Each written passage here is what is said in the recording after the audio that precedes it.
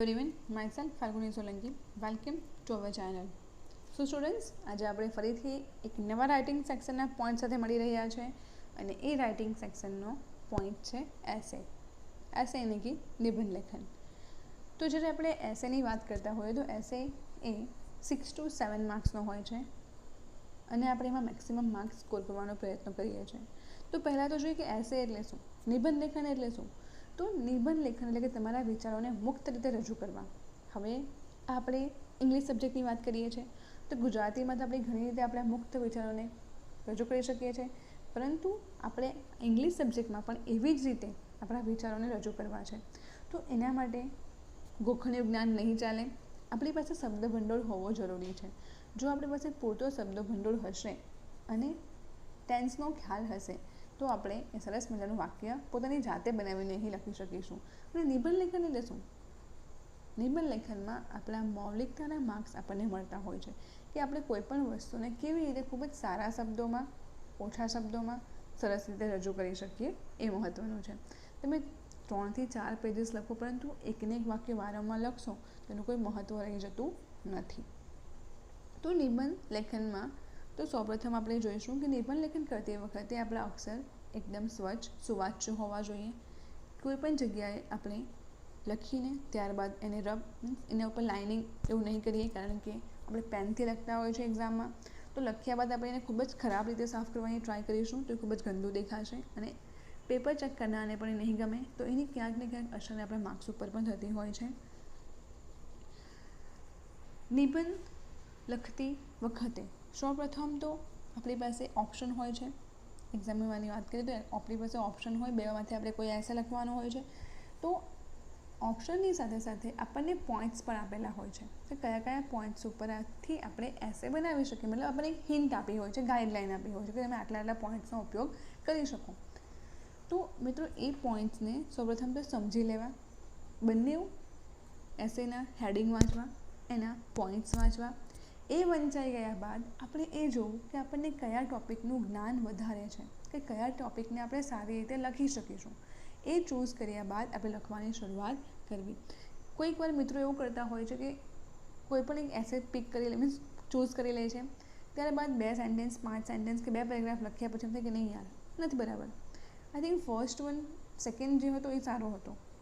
તો તમે જે ચૂઝ કર્યું હોય તમે એને કેન્સલ કરો છો અને ફરીથી બીજો નેક્સ્ટ એસે લખવાની શરૂઆત કરો છો.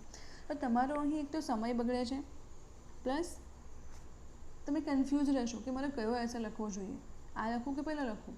એના કરતાં આરામથી 2 મિનિટનો ટાઈમ લઈ લો, વિચારો અને જે તમને પ્રોપર આવડતો હોય એવો એસે લખવાની શરૂઆત કરવી. ચલો, આપણે એસે લખવાની શરૂઆત તો કરી દીધી. હવે કઈ બાબતનું ધ્યાન રાખીશું? તો સૌપ્રથમ તો આપણે જે એસે લખવો છે એનું ટાઇટલ એટલે કે હેડિંગ આપણે આપણી સપ્લિમેન્ટરીમાં લખીશું. તો અહીં હેડિંગ આપણને આપ્યું છે માય ફેવરેટ નેશનલ લીડર અથવા the great man I admire. આપણે જ્યારે 11th સ્ટેન્ડર્ડ અથવા 12th સ્ટેન્ડર્ડની વાત કરતા હોઈએ તો આપણને એક્ઝામમાં પણ આપણા ટેક્સ્ટબુકના બેઝ ઉપરથી જ પેરેગ્રાફ પૂછાતા હોય છે. 11thની વાત કરીએ તો 11thમાં પણ આપણા ટેક્સ્ટબુક બેઝ ઉપર પેરેગ્રાફ યાની કે આપણને એસે પૂછાય અને 12thમાં પણ અત્યાર સુધી તમે બોર્ડના એક્ઝામના પેપર્સ જોઈ લેશો તો તમને ત્યાં પણ એ જ જોવા મળશે કે તમારા ક્વેશ્ચન, મતલબ જે એસેના ક્વેશ્ચન છે એ તમારા ટેક્સ્ટબુકના આધાર ઉપર જ હોય છે. સૌપ્રથમ આપણે લખીશું ટાઇટલ. જે પણ આપણને ટાઇટલ આપ્યું હશે એક્ઝામ પેપરમાં આપણે એક્ઝેક્ટ એ જ ટાઇટલ ત્યાં લખવાનું છે. કેપિટલ અને સ્મોલ લેટર્સનો ખ્યાલ ખાસ ધ્યાન રાખીશું. જો આપણે માય ફેવરેટ નેશનલ લીડરમાં એમ અને એફ કેપિટલ કરીએ છીએ તો એન અને એલ પણ કેપિટલ જ આવવા જોઈએ, યાની કે વર્ડનો ફર્સ્ટ લેટર કેપિટલ. ઓકે, ચલો. હવે એસેને લગતી વખતે કઈ બાબતોનું ધ્યાન રાખવું? તો એસે એટલે કે નિબંધ મુખ્યત્વે 3 ભાગમાં વહેંચાયેલો હોય છે. ફર્સ્ટ પાર્ટ છે એનો કે એની પૂર્વ ભૂમિકા બાંધવી, એટલે કે જે ટૉપિક આપ્યો છે એના વિશે આપણે મુખ્ય વિચાર રજૂ કરવો. સેકન્ડ પોઈન્ટ આવે છે એટલે કે સેકન્ડ ભાગ આવે છે કે સેકન્ડ ભાગમાં જે પોઈન્ટ્સ આપણો મુખ્ય વિચાર છે એ વિચારને ખૂબ જ વિસ્તૃત રીતે રજૂ કરવો અને વિસ્તારપૂર્વક એનું ડિસ્ક્રિપ્શન કરવું. અને થર્ડ પોઈન્ટ છે લાઈક આપણે કહીએ ને કન્ક્લુઝન, સમાપન. તો જે ઉપરના પોઈન્ટ્સને આપણે આવરી લીધા છે એ પોઈન્ટ્સને ઓલમોસ્ટ થોડું બ્રીફ કરવું, એટલે યાની કે એના જે ઇમ્પોર્ટન્ટ પોઈન્ટ્સ છે એને આવરી લઈને આપણે સમાપન કરવું. હવે હું કહું છું કે પેરેગ્રાફને 3 ભાગમાં વહેંચવાનો છે, મતલબ 3 ભાગમાં લખી શકાય. એના 3 પેરેગ્રાફ કરવાના છે, હું કરતી નથી. અરે એસે એ 3 ભાગમાં વહેંચાયેલો છે. પૂર્વ ભૂમિકા, મધ્યમનું વિસ્તારપૂર્વક વર્ણન અને લાસ્ટમાં આવે છે સમાપન. તો આ 3 વસ્તુને ધ્યાનમાં રાખીને આપણે માર્ક્સ મુજબ પેરેગ્રાફ કરવાના હોય છે. હવે પેરેગ્રાફ શા માટે કરવાના હોય? તો પેરેગ્રાફ એટલા માટે કરવાના હોય સ્ટુડન્ટ્સ કે પેરેગ્રાફ આપણા જ્યારે વિચાર બદલાય ત્યારે પેરેગ્રાફ બદલાય છે. આપણે નિબંધમાં જે રજૂ કરી રહ્યા હોય ત્યારે એનું જે ઘણા બધા સબ પોઈન્ટ્સ આવતા હોય, રાઈટ, જે મુખ્ય એક વિચાર છે કે માય નેશનલ લીડર. હવે એના મેઇન આપણે મુખ્ય વિષય વસ્તુ તો લખી નાખ્યું, ત્યારબાદ જે સબ પોઈન્ટ એટલે કે ગૌણ વિષય વસ્તુ છે એમ, તો એમાં 4 થી 5 કે 6 7 બધા પોઈન્ટ્સ હોઈ શકે. તો એક પોઈન્ટ્સને આપણે વિસ્તૃત રીતે વર્ણન કરીશું, ત્યારબાદ બીજા પોઈન્ટને વિસ્તૃત રીતે વર્ણન કરવા માટે આપણે સેકન્ડ પેરેગ્રાફમાં લખીશું. એ એક પેરેગ્રાફ કોઈ 1 કે 2 લાઈનો નથી હોતો મિત્રો, એ આપણે થોડું માર્ક્સ પ્રમાણે એનું ડિટેલમાં લખવાનું થતું હોય છે. તો આ બધી બાબતોનું ખાસ ધ્યાન રાખવું. અક્ષરો, સ્વચ્છતા, તમારી મૌલિકતા, તમારા શબ્દોનું તાલમેલ, શબ્દોની પસંદગી, આ બધી વસ્તુ અટ્રેક્ટિવ હોવી જોઈએ કે તમે સરળતાથી માર્ક્સ સ્કોર કરી શકો.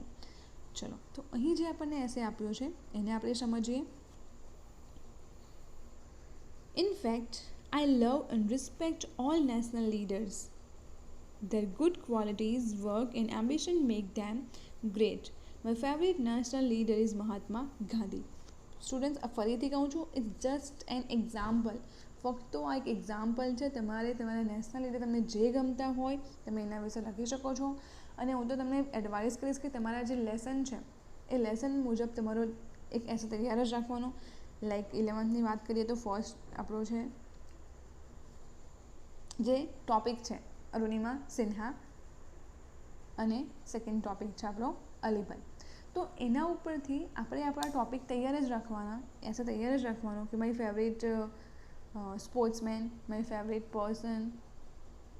સેકન્ડ લેસનની વાત કરીએ તો ઓટો ઓફ ટેકનોલોજી છે, તો એ કમ્પ્લીટલી લેસન મશીનરી પર બેઝ છે. તો આપણે લખી શકીએ like advantage of machinery, disadvantage of machinery. 12th સ્ટેન્ડર્ડની વાત કરીએ તો 12th સ્ટેન્ડર્ડમાં આપણું ફર્સ્ટ યુનિટ છે ઇન્સ્ટોલ, કેન યુ ઇન્સ્ટોલ લવ. હવે કેન યુ ઇન્સ્ટોલ લવમાં લાઈક એના પર એસે કયો પૂછાઈ શકે તો love is more powerful feeling. Second lesson જોઈએ તો આપણો વોલ્ટ ડિઝની ઉપર છે. તો વોલ્ટ ડિઝની પર મતલબ he was a famous for cartoon making, તો ફેવરેટ કાર્ટૂન સિરીઝ. તો આવા કોઈ પણ એસે આપણા ઓલમોસ્ટ આ બધા લેસન ઉપર જ બેઝ હોય. તો આપણે એક તૈયાર જ રાખવાનો એસે, આપણો લેસન હોય એના પર એક એસે. તો ચલો આગળ જોઈએ. મહાત્મા ગાંધી. ઓકે, ફર્સ્ટ આપણે શું કર્યું કે મુખ્ય વિષય રજૂ કર્યો કે ભાઈ મારા ફેવરેટ લીડર કોણ છે તો મહાત્મા ગાંધી છે. હવે હું એના સબ પોઈન્ટ્સ લખવા જઈ રહી છું. એ સબ પોઈન્ટ્સ તો ઘણા બધા હોઈ શકે. તો Mahatma Gandhi is our father of the nation.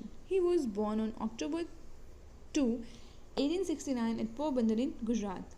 He loved truth and justice right from his childhood. He completed his school education in Rajkot. Then he went to England and became a lawyer. He went to South Africa as a lawyer and there he saw the injustice done to the black by the white. He could not bear it, so he fought against them non-violently. So આ જ પેરેગ્રાફમાં આપણે ગાંધીજીના childhood એટલે કે જન્મથી લઈને એમની આફ્રિકાની journey સુધીનું અહીં આપણે ડિસ્ક્રિપ્શન કરી દીધું. હવે આપણે એક એક સેન્ટેન્સમાં ડિસ્ક્રાઇબ કરીશું ગાંધીજી આવી રીતે જન્મ્યા હતા, આટલા સમયે મોટા થયા હતા.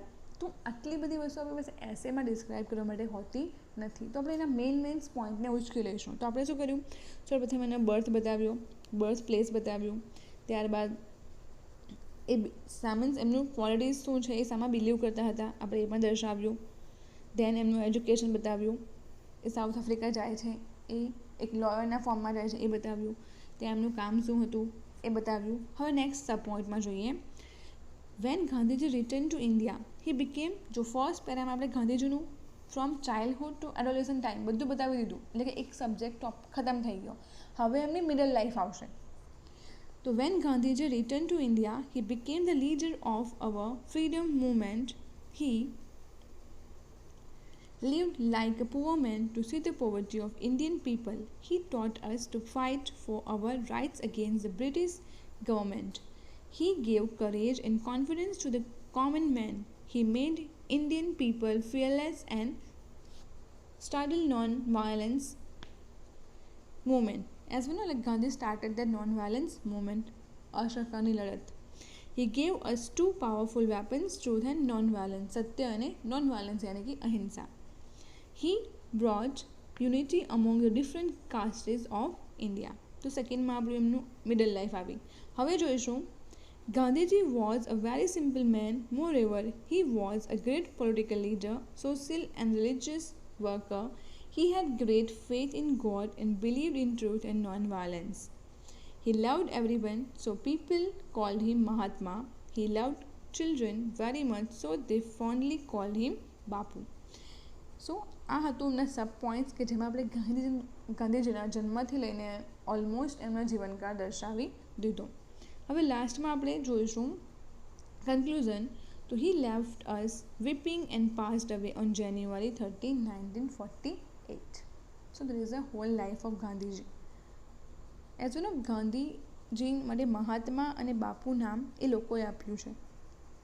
આપણે કહીએ ને આપણા રાષ્ટ્રપિતા, એટલે એ લોકો દ્વારા એમને નામ આપવામાં આવ્યું છે. તો સ્ટુડન્ટ્સ, આ હતું તમારું માય ફેવરેટ લીડર. હવે આ માય ફેવરેટ લીડરમાં તો આપણે થોડા ઘણા સેન્ટેન્સીસ જોઈ લીધા, પરંતુ તમારું જ્યારે પણ એસે તમે લખતા હો ત્યારે એસે હંમેશા માર્ક્સને ધ્યાનમાં રાખીને પણ લખવું. કે આપણને ડિસ્ક્રિપ્શન આપ્યું હોય કે આટલા વર્ડ્સમાં લખવાનો છે, તો વર્ડ્સ તો આપણે કાઉન્ટ કરી શકતા નથી, પરંતુ આપણે બસ એક અપ્રોક્સ આઈડિયા હોવી જોઈએ કે જો આટલા વર્ડ્સ હોય તમારે આટલું કન્ટેન્ટ મારું હોવું જોઈએ. એસેમાં તમે એકને એક વાત ગોળ ગોળ ફરાવીને લખી શકો નહીં. તમારું એસે એ સાચી બાબતો પર હોવો જોઈએ, હવામાં કિલ્લા બનાવવાના નથી આપણે, તેમજ સેન્ટેન્સમાં આખા પેરેગ્રાફમાં એક સિક્વન્સ હોવું જોઈએ. જેમ કે આપણે ગાંધીજીનું ડેથ લાસ્ટમાં લીધું, રાઈટ? તમે વાક્યની શરૂઆતમાં લઈ શકો અહીં? ના, એક સિક્વન્સ મેન્ટેન થવો જરૂરી છે. તો આઈ હોપ સ્ટુડન્ટ્સ તમને એસે લખવા માટે એક કામ કરશે અને તમે વધુમાં વધુ સારા માર્ક્સ પ્રાપ્ત કરી શકશો. હા, ત્યારબાદ એક બીજી ઇમ્પોર્ટન્ટ વસ્તુ કે જ્યારે આપણે પેરેગ્રાફ કરતા હોઈએ, પેરેગ્રાફ એટલે કે આપણે એક પોઈન્ટ પૂરો થાય પછી નેક્સ્ટ પોઈન્ટ માટે આપણે પેરા યુઝ કરતા, જે પ્રમાણે તમે અહીં પણ જોઈ શકો છો પેરેગ્રાફ અહીં આપ્યા છે. તો આપણો એક પેરેગ્રાફ એક્ઝેક્ટ સેકન્ડ પેરેગ્રાફમાં નીચે જવો જોઈએ. જો એક સિક્વન્સ મેન્ટેન કરવાનો છે આપણે, કે ફર્સ્ટ પેરા હોય તો એની નીચે સેકન્ડ પેરાનો સિક્વન્સ પણ એક જળવાઈ રહે, તો આપણું લખાણની એક સુંદરતા પણ દેખાશે અને કોઈકને પણ એ આકર્ષી શકે છે અને આપણને માર્ક્સ સારા એવા પ્રાપ્ત થઈ જાય. સો સ્ટુડન્ટ્સ, નેક્સ્ટ વિડીયોમાં આપણે ફરીથી મળશું એક નવા ટોપિક સાથે. Till then just keep watching our channel. Thank you so much.